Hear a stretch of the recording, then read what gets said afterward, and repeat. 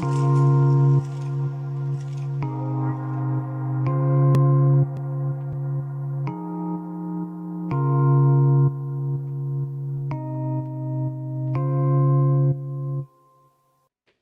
right, what is going on, YouTube? It is your boy Jerice back at it with another episode of Real Talk.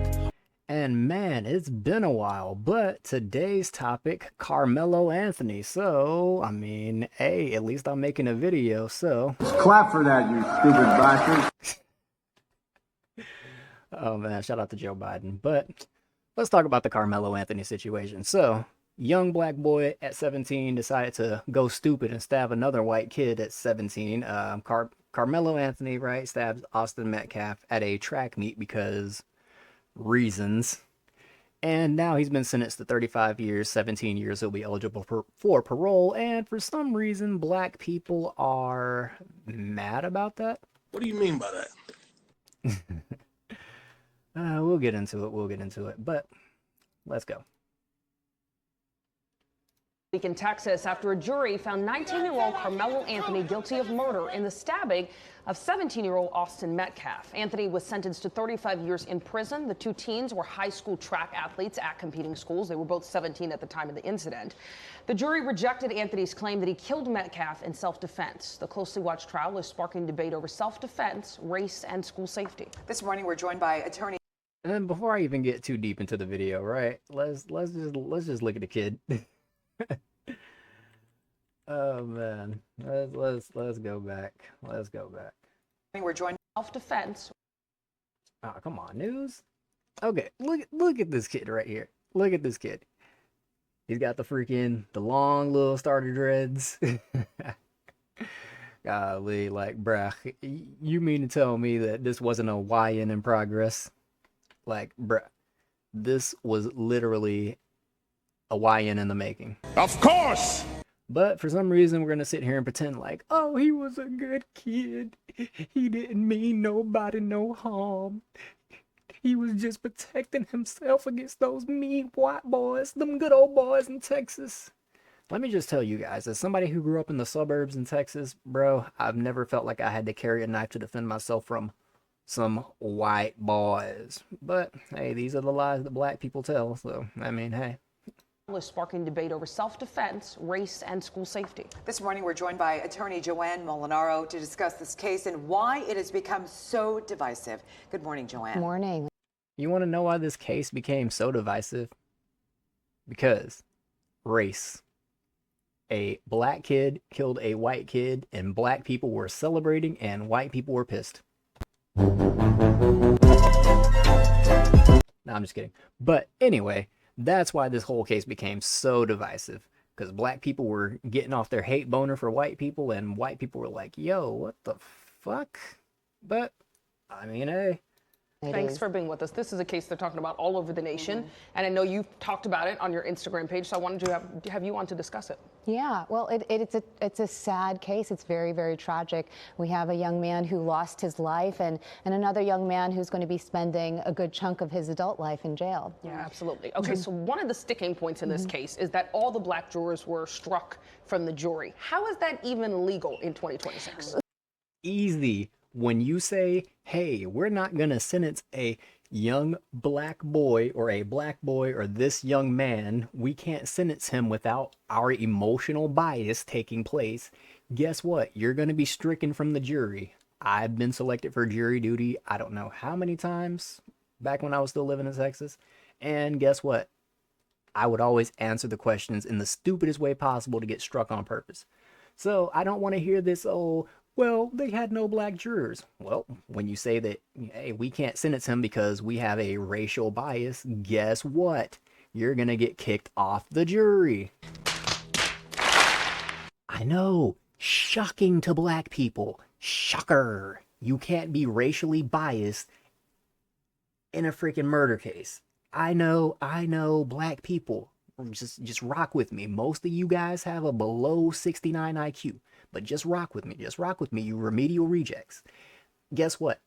Can't be racially biased in any court case. And then guess what? If your bias gets found out, guess what? That's going to be perjury, and then you're going to be locked up. So imagine you getting locked up on perjury because of a crime that Carmelo did. That would suck ass. But these, you know what? I'm not even going to get into it. So to be very specific, there was a large jury pool, about roughly 500 people, and jurors were eliminated for largely legitimate reasons, and included among that were Black American jurors. I think what's causing a lot of controversy, though, is that once the jurors reached the strike pool, which is the area in which prosecutors and defendants counsel can choose to strike certain jurors. Yeah, and guess what? Before she even speaks, I haven't seen this clip, by the way, before she even says it, the prosecution is going to strike anybody who's going to be racially biased for the defendant, because guess what? This guy is accused of murder. And if I come on the freaking jury pool and say, well, I'm not going to be able to reasonably sentence him or render a verdict against him because I'm also black and, you know, Wakanda forever. Wakanda. Like, black power, yes, black power, my brother. If I come on the jury saying that shit, guess what? Prosecutor is going to go, you know what? That guy right there, juror number 42, you can leave. That's what happens. But let's hear the smart lady say it, because all of the black jurors remaining in that strike zone were struck by the prosecutor. Now, think of it kind of like a dinner party. You're planning with what did she say? By the who? Any reason other than either. Now, think of it kind of like jurors remaining in that strike zone were struck by the prosecutor. Now, think of the black jurors remaining in that strike zone were struck by the prosecutor. And why exactly would the prosecutor strike people who have a racial bias for Carmelo? I wonder. Now, think of it kind of like a dinner party. You're planning with your partner, right? Each party gets 10 strikes, and they can strike for any reason other than race or other improper reason. And in this case, translation, they can't look at you and just go, you're black, you're gone. You actually have to answer a question first, and I'm willing to bet they asked the jury something along the lines of, would you be able to reasonably render a verdict against the defendant for any reason? And the black jurors probably said, nope, he's a young man, this is we can't do this to him, and he's a young black man and I'm black too, so I can't render him guilty and send him to prison, because the prison industrial complex has always been against black man and white supremacy and that's like, this just be real, that's what happened. the prosecutor said had nothing to do with race, but it's very eyebrow-raising that all of the remaining black jurors were struck by his strikes. Wow.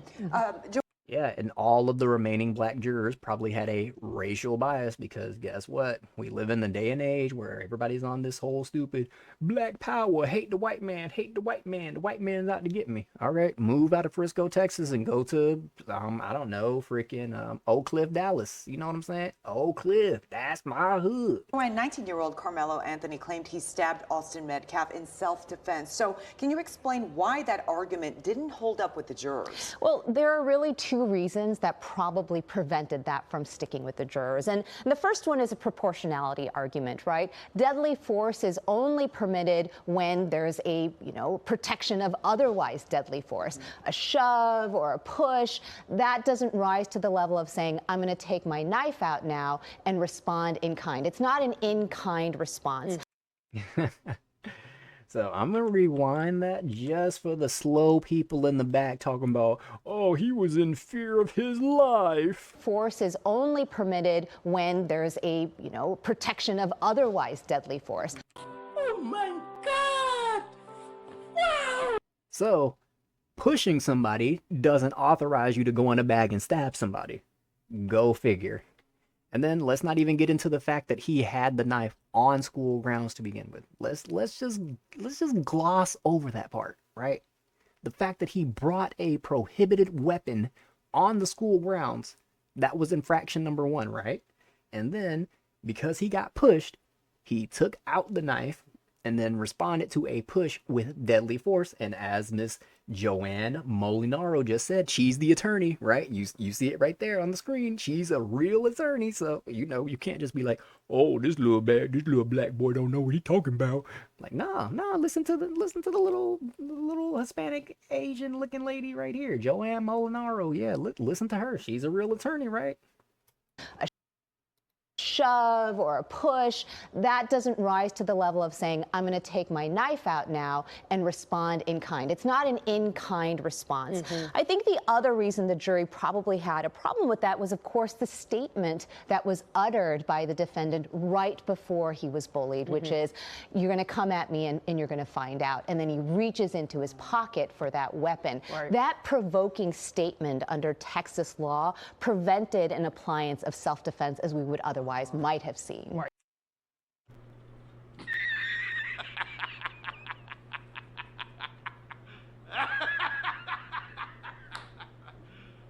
You serious?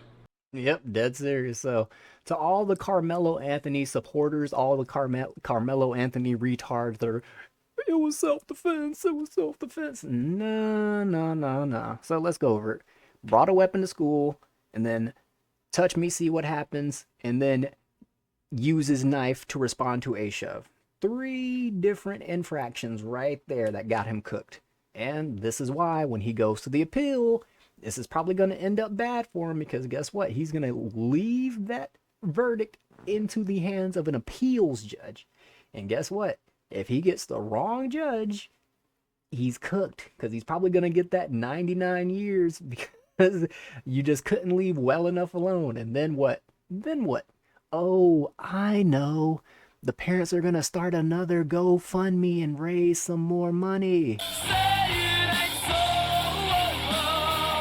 But oh, it is. That's all this is about. This is just a money grift. This is just all for his mom and his dad just to make some more money on gifts and go. I mean, they can fool y'all, but they can't fool me. I know how niggas think. And this is all about the money, money, money. It's all about the money, money, money. And of course, Anthony's lawyers argued that Metcalf was much larger, and that's why his push was met with a stab. But the jury did not go with that argument. The jury also in Texas. Hey, black lady, listen. I was always told my entire life that black boys, we know how to fight, we know how to box, we know how to throw hands. So in theory, Karmelo should have just been able to knuckle up. You know what I'm saying? So, because, we niggas, we fight. That's what we do. You know what I'm saying? He had his dad in his life, so I'm sure his dad grew up, taught him how to box, how to fight, probably had him in the, boxing gym, because that's what we do. We niggas. That's what I'm told that we do. It's crazy how that stereotype and that messaging and programming goes out the window when, oh yeah, this happened, he was in fear for his life. I thought we all knew how to fight. Weird. Texas decides not only the verdict, but the sentence Yeah. here. How did that complicate this case? So in Texas, it's one of like 6 states in the country that permits the jury to derive the sentence. And in this particular case, it was actually defendant who made that election. Now, the defendant elected to have the jury render the sentence before the defendant knew what the makeup of that jury might be. So they took a big gamble here. And in this situation, given the composition of the jury and what we have statistically seen happens when an all-white jury is rendering either a verdict or a sentence to a black American defendant, some have thought perhaps that is why we're seeing a rather harsh sentence to a 17-year-old defendant. Wow. Okay, well, before we let you go, we want to ask you if there is any chance for Anthony to appeal his sentence. So he has already filed a notice of appeal, and there are going to be a number of legal bases for that appeal. Now, appealing a sentence is really, really hard.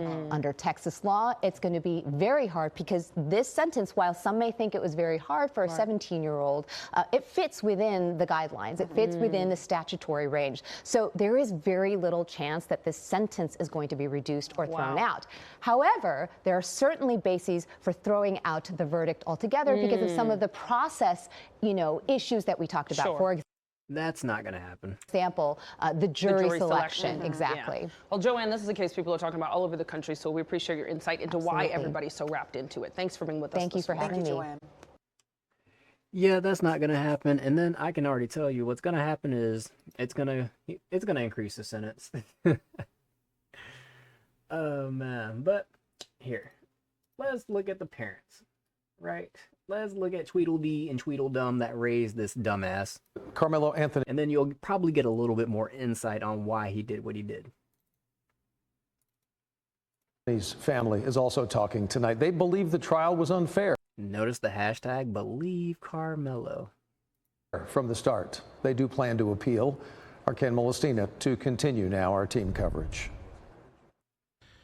A day after the trial, Karmelo Anthony's parents, Andrew Anthony and Kayla Hayes, sat down to break their silence and to let the world know how they're feeling as their son begins his 35-year sentence for murder. Despite what a jury found, his parents dispute their son ever wanted to kill Austin Metcalf. My son is no murder. My son didn't intend to hurt anyone. My son didn't intend. Austin Metcalf. My son is no murder. My son didn't Kill Austin Metcalf. My son is no murder. My son is no murder.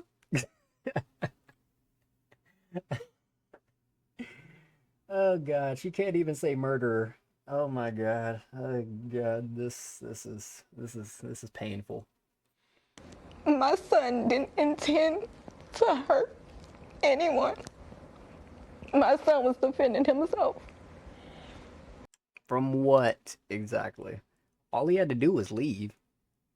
Like, just think about it, right? Right. So he's just sitting there. Hey, bro, you don't go to this school. Can you leave? Nah.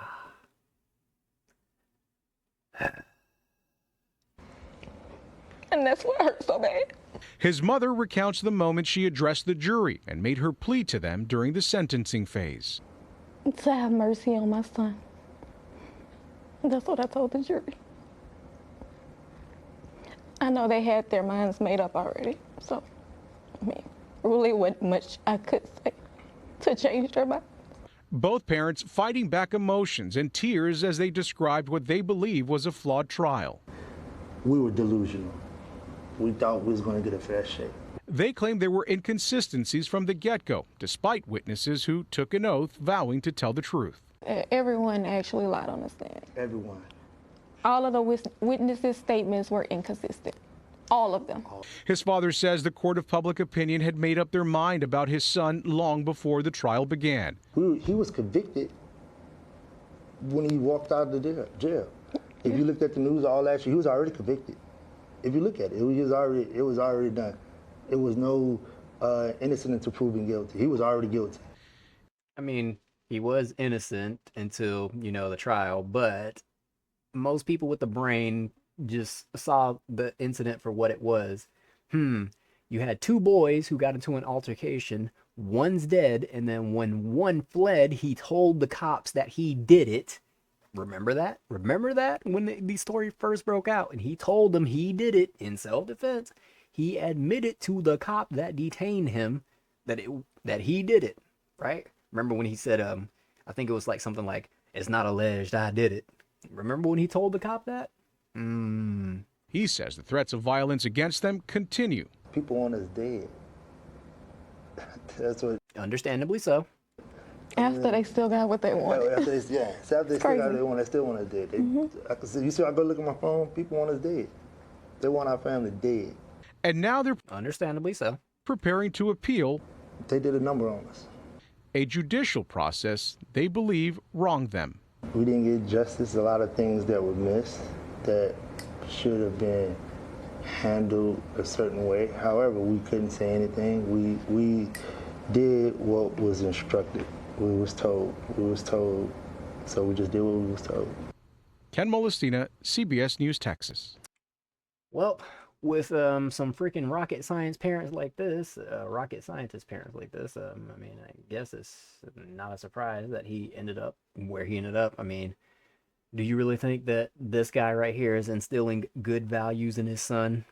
And do you think this woman right here is teaching him anything other than what? Go to school, come home, do your chores. Come on now. But we got to start being honest about this. Like, these grade A parents right here, they raised the dumbass. I mean, to be fair, he probably takes after his dad's IQ. But, I mean, hey, we're not going to go there too deep. But, hey, it is what it is, man. Other than that, man, that's all I got for this one. Shoot, the quality of videos will get back to normal as I get more and more accustomed to making videos again. But, other than that, man, Karmelo Anthony, yeah, he's guilty. He's going to be spending a lot of time in prison. And after this appeal goes through, he's probably going to get more time in prison, which is going to be highly unfortunate and a lesson to leave well enough alone. But with that, I've been Juries, back with another episode of Real Talk. I'll catch y'all on the next one, man. I'm gone.